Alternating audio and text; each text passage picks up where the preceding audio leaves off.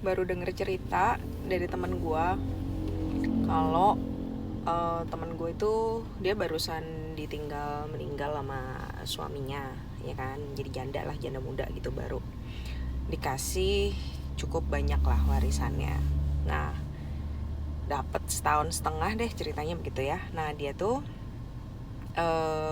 ya mungkin ini kali ya, BTT lah ya mungkin. Nah dia ceritanya mulailah tuh, sekarang kan zaman medsos ya kan, kenalan online dan sebagainya. Ini juga buat teman-teman yang pada kenalan online medsos.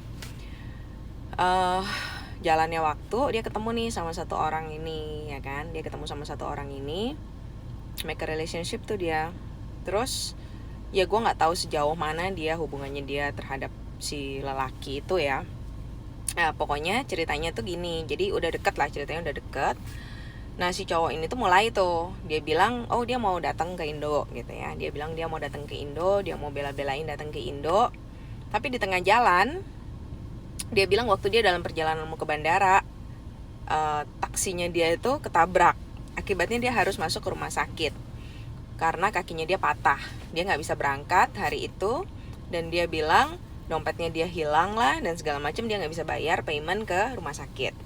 Sebenarnya itu kelihatan ya udah bullshitnya ya. Kalau kita di luar negeri kan biasanya semuanya asuransi ya, harusnya sih nggak perlu pakai apa gitu, harusnya mereka udah bisa ke cover sih biaya kesehatan, tapi gue juga nggak tahu juga ya.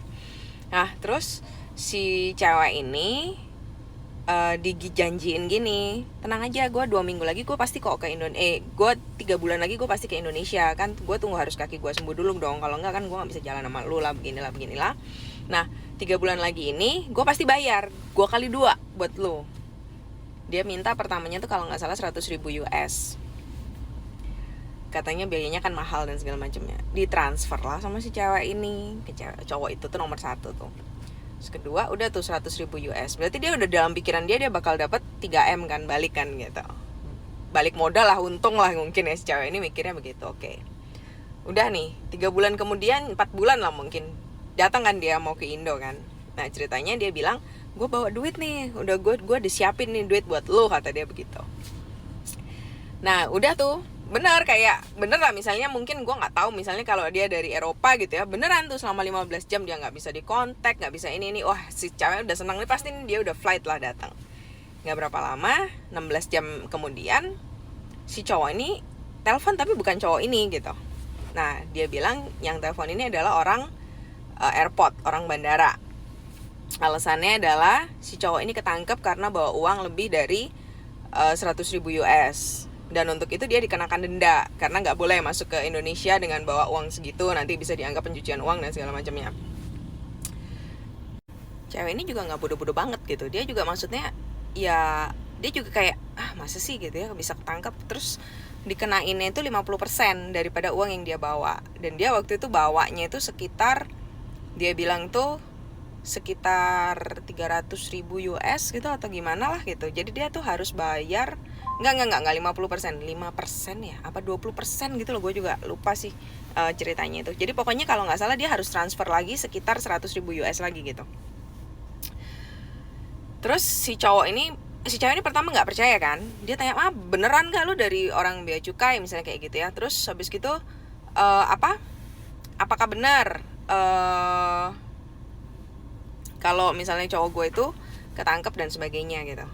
Terus dia tuh keluarin tuh dokumen-dokumennya, dokumen kayak dokumen bea cukai, bener apa enggak, kayak kalau kita misalnya kena bea cukai ya, kita kan dapat kayak billing gitu, ID billing, nanti lo harus transfer ke rekening itu gitu, khusus atas nama lo. Mereka buatin di tempat pada saat itu gitu.